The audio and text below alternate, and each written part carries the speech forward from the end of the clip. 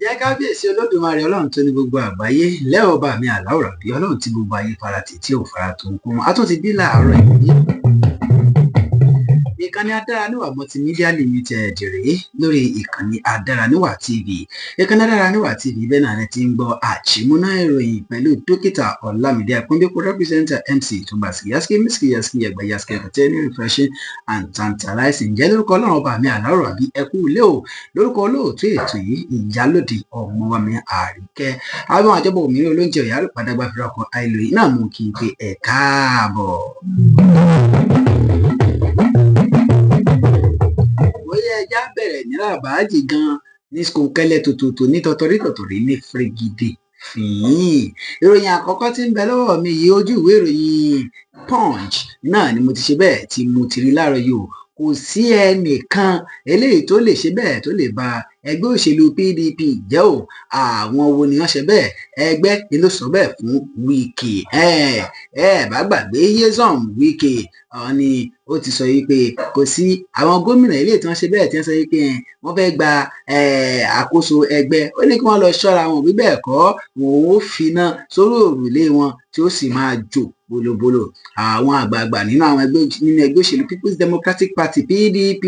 náà ni wọ́n ti wá ṣe bẹ́ẹ̀ tí wọ́n ti tako ẹni tí ó ti gbà kan jẹ́ gómìnà ìpínlẹ̀ Rivers tí ó sì jẹ́ mínísítà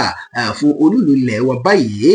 Nyesom Wike tí wọ́n ti tako látàrí bí ó ti sọ pé àwọn kò lè ṣe bẹ́ẹ̀ àwọn kò lè gba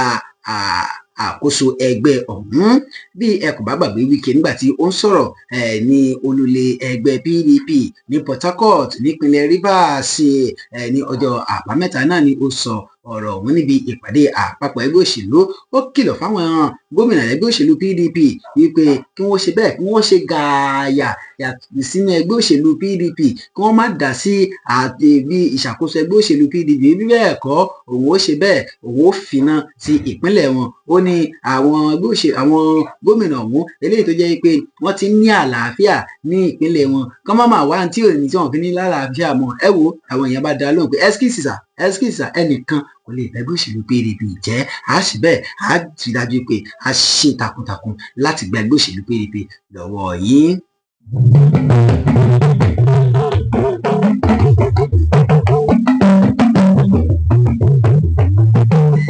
Ń ṣe bẹ́ẹ̀ kí n wọnú ìwé ìròyìn Daily Post lọ níbi tí Falana ti ń sọ pé ẹ ṣe ìwádìí lórí bí wọ́n ti ń ṣe bẹ́ẹ̀ bí wọ́n ti ń ṣe alápàrútù ní gbígbé epo bẹtiró wọlé. Ẹni tí ó jẹ́ àgbà ọ̀jẹ̀ nínú agbẹjọ́rò àti ajàfẹ́tọ̀ọ́ ọmọnìyàn yóò Fẹ́mi Falana náà ni ó ti sọ pé ní kíákíá náà ni wọ́n gbọ́dọ̀ ti ṣe bẹ́ẹ̀ tí wọ́n gbọ́dọ̀ ṣe ìwádìí lórí bí wọ́n ṣe gbé epo wọlé lórílẹ̀‐èdè wa Nàìjíríà. Eléyìí náà ni ó ṣe bẹ́ẹ̀ tí ó wáyé níbi ó ti jẹ́ pé ìjọba àpapọ̀ náà ni wọ́n ti gbà lóòótọ́ wípé àwọn jẹ àwọn alágbàtà àwọn tí ń ta epo ní ọ̀pọ̀ àwọn jẹ wọ́n ní owó eléyìí tí ó tó bílíọ̀nù $6 eléyìí tí ó sì jẹ́ pé NNPCL National Petroleum Company Limited náà ni ó ṣe bẹ́ẹ̀ tí ó ti sọ pé wọ́n sì sọ pé ó ṣeéṣe ó jẹ́ pé owó tí wọ́n jẹ wọ́n yìí náà ni ó mú kí ẹ̀ka ìpèsè epo bẹtiró lórílẹ̀‐èdè wa Nàìjíríà kó tún fojú winá ọ̀pọ̀lọpọ̀. Ṣẹ́ẹ̀tì gbàgbé wípé ètò lọ́rẹ́rẹ́rẹ́ náà ló sì wà ní àwọn ilé epo tó sì jẹ́ pé ó ṣeé ṣe kó tẹ̀síwájú. Bẹ́ẹ̀ bá fẹ́ kà yòókù ẹ wọnú ìwé ìròyìn Daily Post tó jáde láàárọ̀ yìí lọ àjímúná ìròyìn ìròyìn tó ta lẹ́nu yẹ́rí.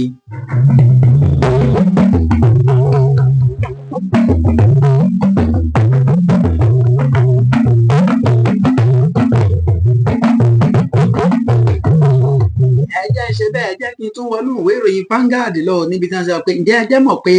àwọn òṣìṣẹ́ fẹ̀yìntì kan wọ́n ń gba $500 lówó oṣù. Ó ṣọ́ọ̀kì wọn kan gbogbo ó ṣọ́ọ̀kì wọn bá kan èmi kọ́ mo sọ bẹ́ẹ̀ o NUP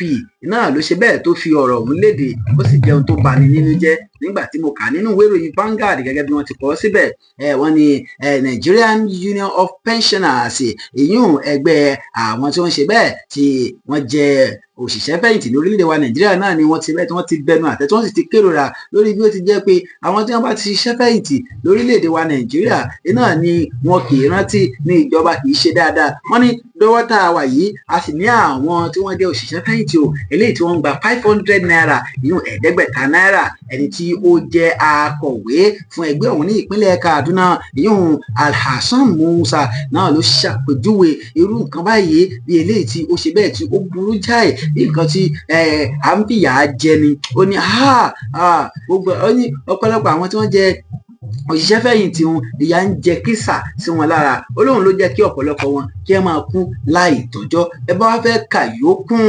ẹ lọ sí inú ìwé ìròyìn Vanguard tó jáde láàárọ̀ yìí. Ǹjẹ́ Adaraniwa TV àwa ṣe bẹ́ẹ̀ à ń rọ̀ yìí o à ń bẹ ìjọba àpapọ̀ ẹ̀yin ìjọba ìpínlẹ̀ ẹ dákun ẹ bá wá nǹkan ṣe sọ̀rọ̀ yìí. Ó jẹ́ ohun tó bani nínú jẹ́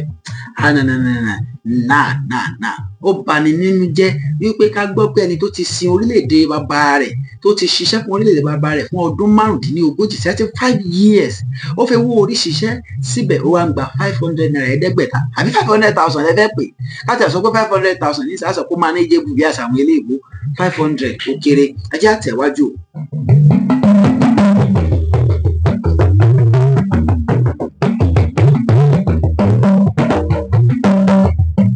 Ó yẹ ẹ jẹ́ kí n ṣe bẹ́ẹ̀ kí n wọnú ìwé ìròyìn The Nation lọ láàárọ̀ yìí àmọ́ kí n tó lọ sọ̀rọ̀ yìí ẹ má gbàgbé wípé ẹ nílò láti subscribe sí ìkànnì Adaraniwa TV ní YouTube níbi tá a ti ń ṣe bẹ́ẹ̀ tá a ti ń fún yín back to back yìí nítorí pé ìkànnì Adaraniwa TV àti gbẹ̀rẹ̀gẹ̀jigẹ̀ àtàkànmọ́lẹ̀ kì í ṣe ìkànnì tó yẹ pé wọ́n kàn rẹ́gísítà ní ojú òpó ayélujára.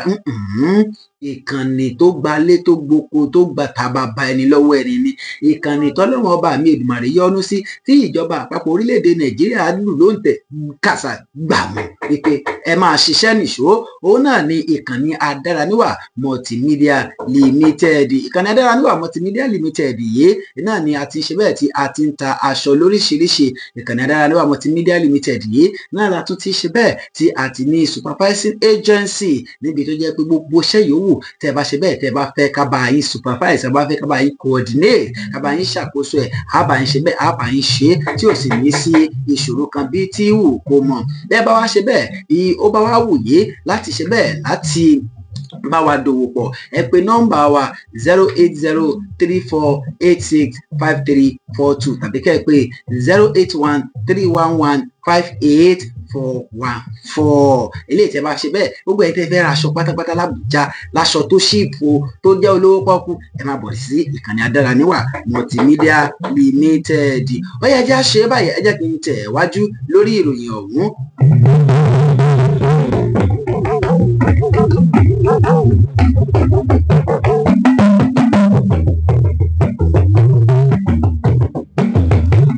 Ìkànnì Adaraniwa TV ó yá ẹjẹ́ wọnú ìwé ìròyìn The Nation lọ́wọ́ níbi tí wọ́n ti sọ wípé Màtàwálé àti olórí ẹ̀ka ètò ààbò lórílẹ̀‐èdè wa Nàìjíríà àti àwọn olórí iná ni wọ́n ṣe bẹ́ẹ̀ tí wọ́n gbé ìgbésẹ̀ láti rí dájú pé wọ́n paná àwọn agbésùnmọ̀mí lórílẹ̀‐èdè Nàìjíríà. Bó ni wọ́n ṣe ṣe ẹ̀jẹ̀ ń gbọ́ dáadáa. Wọ́n ní olórí ẹ̀ka ètò ààbò lórílẹ̀‐èdè wa Nàìjíríà Chief of Defence Staff CDS General Christopher Musa àti àwọn olórí ní iléeṣẹ́ ológun iná ni wọ́n ti gba àṣẹ kàṣàgbàwò ní àná yìí níbi tí mínísítà kékeré fún ọ̀rọ̀ ètò ààbò ní orílẹ̀‐èdè wa Nàìjíríà Bello Matawalle tí ó sọ pé ó yá gbogbo yín ẹ padà lọ ẹ máa lọ sí Sokoto gbogbo ẹ̀yin olórí iléeṣẹ́ ológun àti olórí ẹ̀ka ètò ààbò ó yá gbogbo yín ẹ kó ẹbí ẹ kó ara yín ẹ máa lọ Sokoto ẹ máa lọ gbébẹ̀.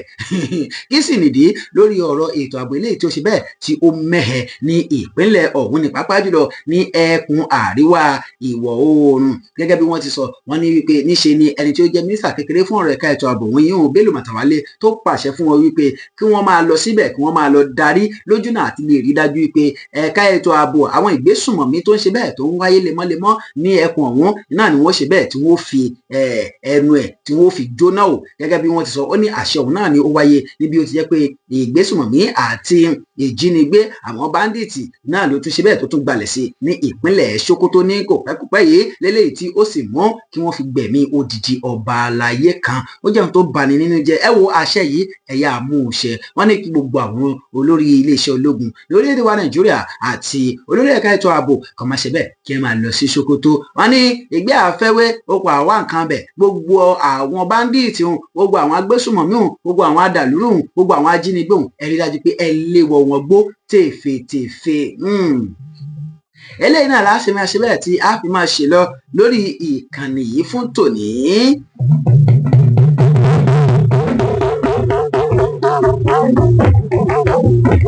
Ẹ má gbàgbé àjímúná ìròyìn rèé pẹ̀lú dókítà Ọlámídé olóòtú àgbà olóòtú àgbà fún ètò yìí iná ni ìyálóde Ọmọwàmíwá Àríkẹ́ títí ọ̀la láti jọba àpàdé lágbára Ọlọ́run bá mi Èdùmàrè ilé òní ilé yín ọ̀nà òní nà yín ẹ̀ẹ́dẹ́rẹ́ gbé sọnù bí ò ṣe bí ọmọ ó dàbọ̀.